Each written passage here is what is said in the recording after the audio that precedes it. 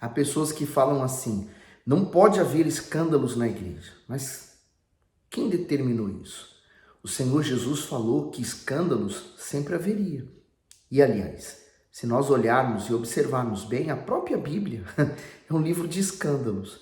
Começou lá no Jardim do Éden, quando Eva comeu da fruta da árvore do conhecimento do bem e do mal, e logo a seguir ela deu para comer Adão. E Adão, por amor a Eva, comeu. Então, ali já foi o primeiro escândalo. E que escândalo! E olha as consequências que nós pagamos até hoje por elas. Então, vamos viver a fé olhando para Jesus. Então, seguindo nessa sequência cronológica, nós estamos lendo os Salmos em que Davi se arrepende dos seus erros e se volta novamente para Deus. Salmos 86. Vamos, antes de tudo, sempre pedimos a Deus que nos dirija, nos ilumine e nos oriente. Senhor Jesus, esteja aqui conosco agora, nessa meditação. Nós paramos o que estamos fazendo para poder meditar na Tua Palavra e receber o alimento que vem dos céus. Eu te agradeço por essa oportunidade, peço que o Senhor abençoe esses momentos que vamos aqui estar juntos. Abre o nosso entendimento e desperta a nossa fé. Amém. Salmos 86, versículo 1. Inclina, Senhor, os teus ouvidos e ouve-me, porque estou necessitado e aflito. O comentário diz: inclina, Senhor. É próprio da natureza do Altíssimo socorrer o ser humano e atender a súplica que brota do fundo da sua alma. O clamor expressa a necessidade de resposta e revela a humildade que há no coração do aflito. É impossível Deus não atender aquele que o invoca com sinceridade. Seguindo, guarda minha alma, pois sou santo. Ó Deus meu, salva o teu servo que em ti confia. Tem misericórdia de mim, ó Senhor, pois a ti clamo todo dia. Alegra a alma do teu servo, pois a ti, Senhor, levanto a minha alma. Pois tu, Senhor, és bom e pronto a perdoar, e abundante em benignidade para todos os que te invocam. Então aqui a gente percebe, no que ele vai falando, que ele realmente está muito aflito, ele está angustiado. E realmente, quando nós estamos em pecado, quando cometemos algo que contraria a vontade de Deus, quando a gente vive de acordo com a vontade de Deus e contrariamos ela, a gente se sente mal, Quando a gente vive de acordo com a vontade de Deus, a gente tem paz. O 6, dá ouvido, Senhor, à minha oração e atende a voz das minhas súplicas. No dia da minha angústia, clamo a ti, porquanto me respondes. O comentário diz: dias de angústia são frequentes na vida de todos, mas aqueles que creem podem ter a firme confiança de que serão socorridos por ele. A fé não nos impede de passarmos por situações ruins, como tribulações, afrontas, medos, ansiedades e aflições. Ao contrário, Davi também enfrentou tudo isso, mas ao clamar com perseverança, mostrou o quanto dependia e tinha sede da presença do Todo-Poderoso. Então, os dias de angústia, quem não passa por eles, Quem não passa pelos dias difíceis, que se sente amargurado e até pensando que não vai ter solução para a sua vida. Mas sempre há uma palavra que nos levanta. Sempre há uma palavra que Deus nos dá e que nos fortalece. Ele diz: entre os deuses não há semelhante a ti, nem há obras como as tuas. Todas as nações que fizeste virão e se prostrarão perante a tua face, Senhor, e glorificarão teu nome, porque tu és grande e fazes maravilhas, só tu és Deus. Ensina-me, Senhor, o teu caminho e andarei na tua verdade. Une o meu coração ao temor do teu nome. Olha que forte, Ele fala: andarei, ensina-me, Senhor, o teu caminho. Por isso que nós meditamos na palavra de Deus, porque nós estamos sendo ensinados. A Bíblia, a palavra de Deus, é o meio que Deus tem para falar conosco hoje. Andarei na tua verdade, quer dizer, é uma escolha. Uma vez que eu aprendo o que é certo, eu vou fazer o que é certo. e une o meu coração ao temor do teu nome. Quer dizer, o temor é você ter a certeza que mesmo sozinho, você tem o próprio Deus com você, olhando você. Então, você não vai cometer algo de errado. Por exemplo, você está na igreja, você vai fazer algo de errado dentro da igreja? Não. Normalmente você faz fora. Por que você não faz na igreja? Porque você tem o temor, porque ali é a casa de Deus. Mas Deus está em todos os lugares. Daí você ter o temor de não praticar nada de errado em qualquer lugar que seja. 12. Louvar-te-ei, Senhor, Deus meu, com todo o meu coração, e glorificarei o teu nome para sempre, pois grande é a tua misericórdia para comigo.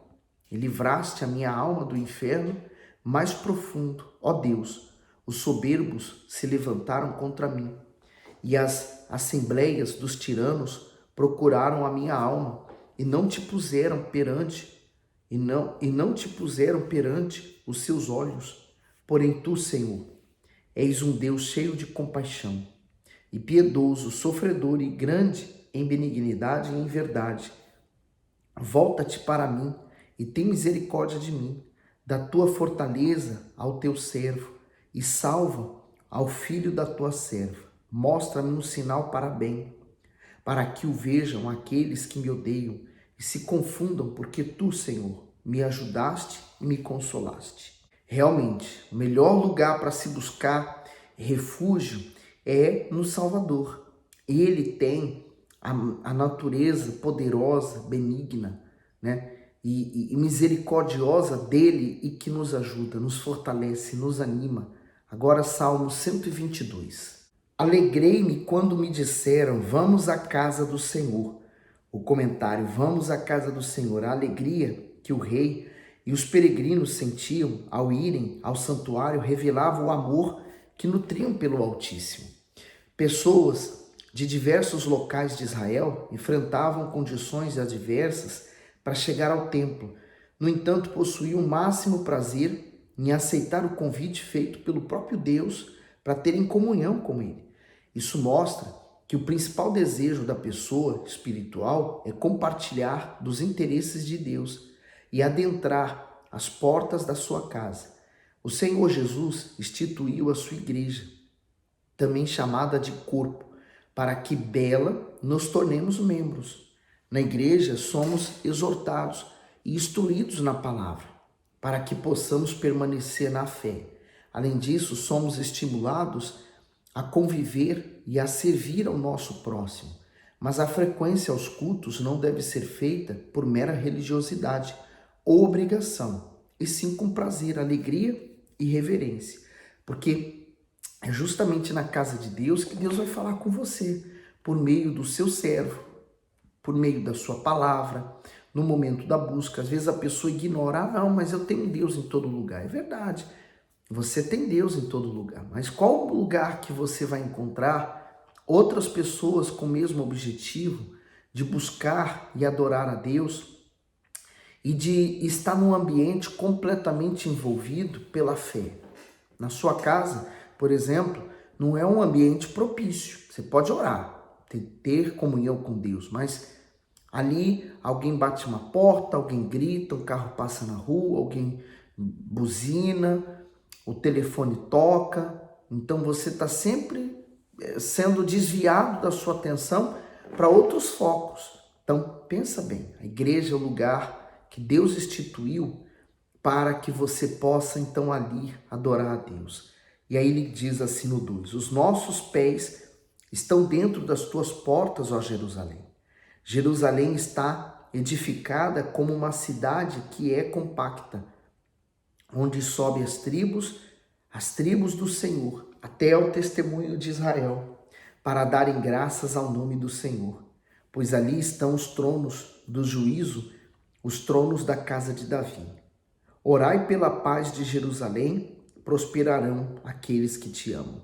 O comentário diz, orai pela paz de Israel. Davi entende a importância espiritual da cidade santa e pede a todos que orem por ela.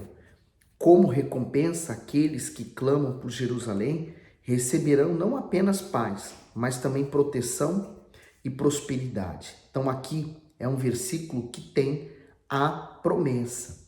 A promessa de uma vida transformada, a promessa de uma prosperidade para aqueles que amam e oram por Jerusalém. Olha só o próximo.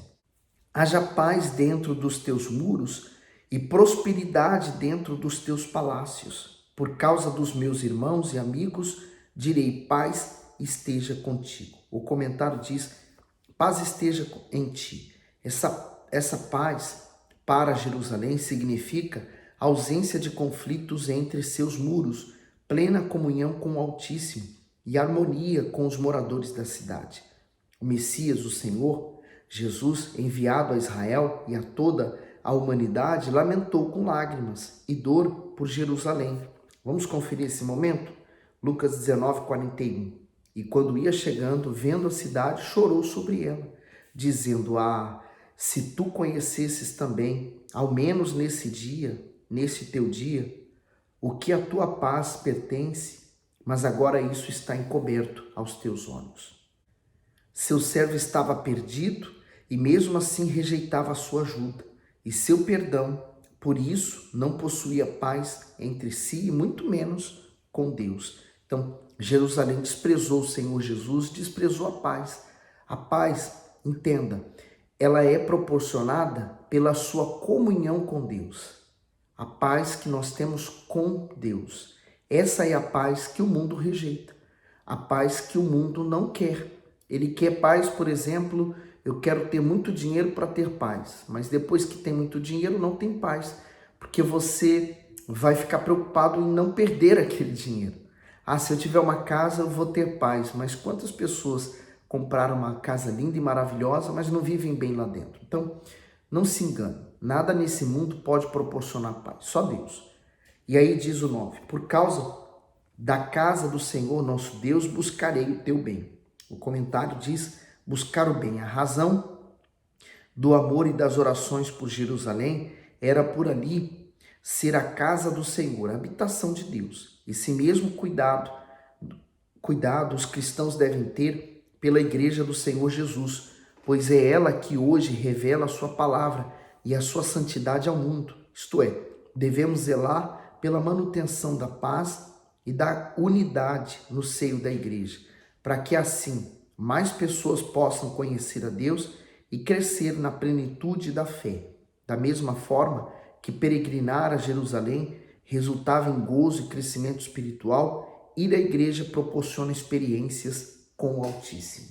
Agora, segundo Samuel 13, diz assim: e aconteceu depois disso que, tendo Absalão, filho de Davi, uma irmã formosa, cujo nome era Tamar, Amnon, filho de Davi, amou-a.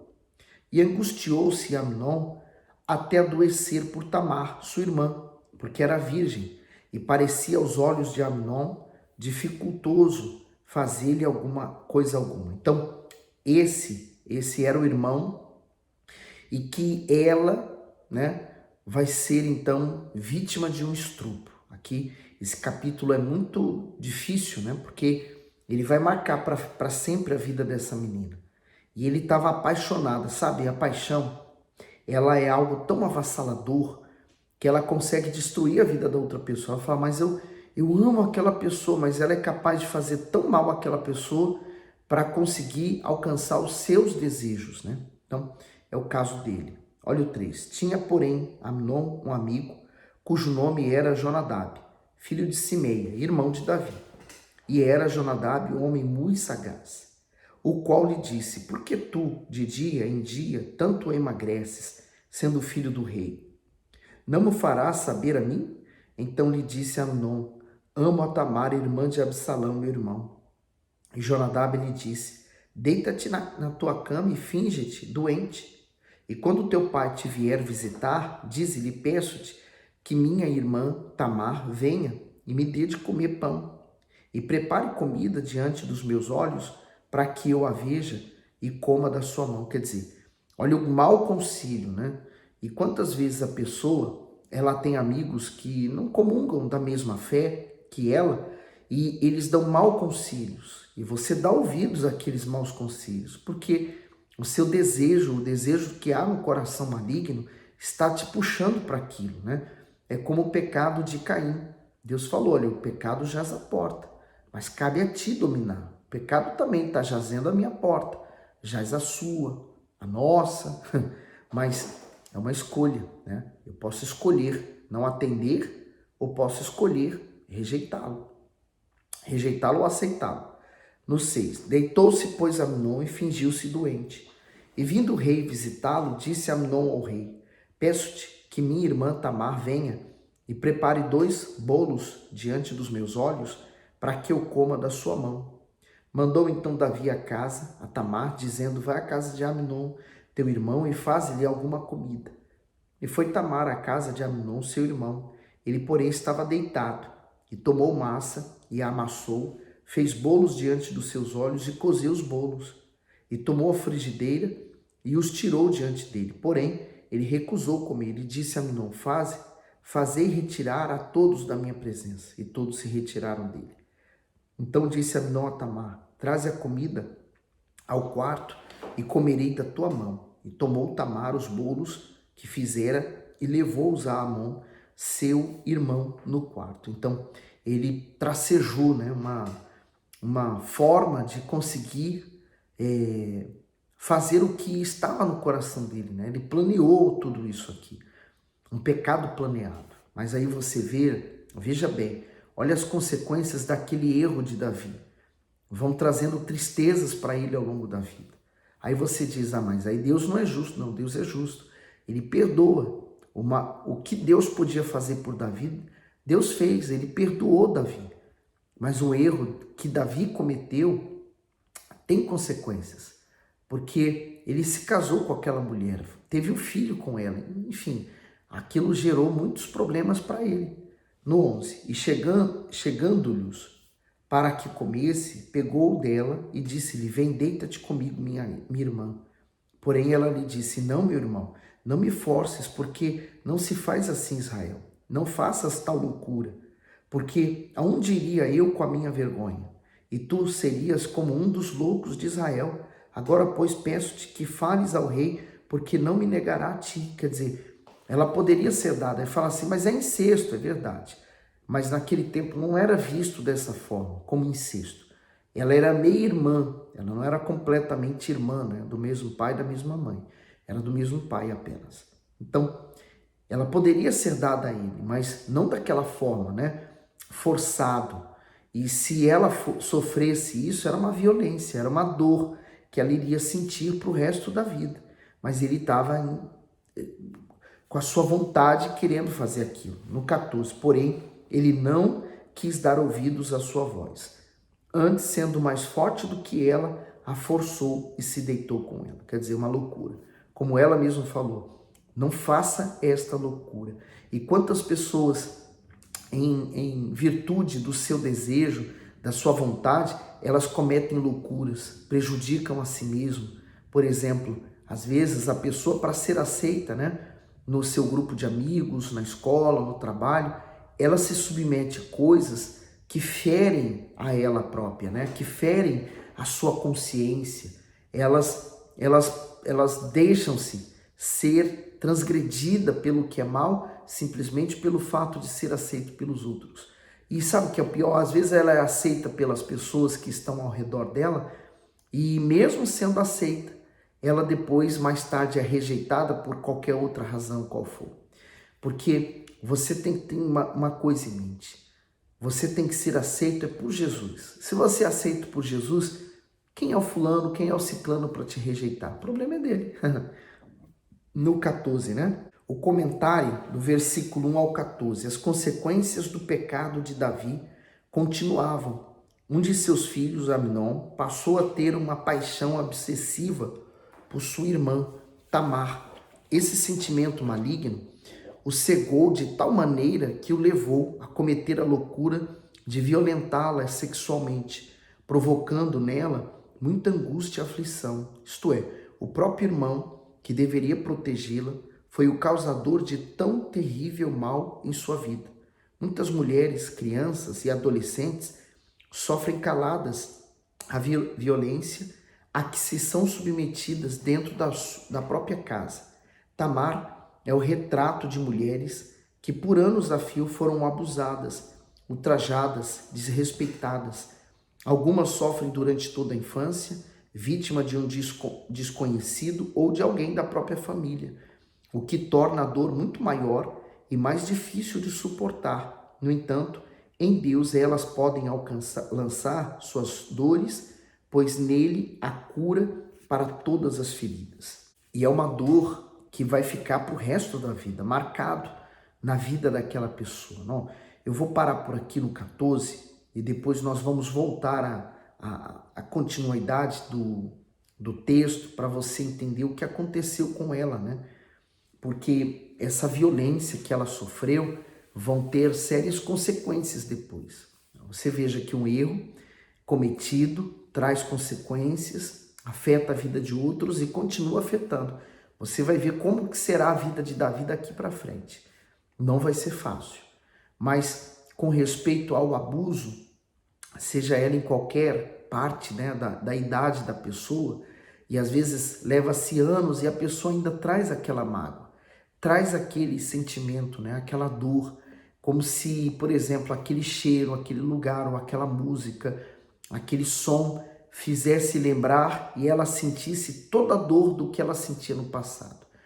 Quando a pessoa libera o perdão, então ela se vê livre dessa mágoa, ela se liberta desse sentimento e ela vive a vida dela. Por quê? Ela aceitou o que aconteceu, ela foi vítima, não culpada, e ela segue em frente. Quando a pessoa decide ser carrasca dela mesma, então ela se enterra naquele sentimento, ela se vitimiza, ela se culpa, e aí vem aquele mar de dor sobre ela, aquele ódio contra outra pessoa e que leva ela à morte, porque a mágoa, o sentimento de ódio, de rancor dentro da pessoa é um veneno que leva ela à morte. Mas quando há o perdão, quando você dá o perdão, você então se liberta. De fato, você não fica preso àquela situação.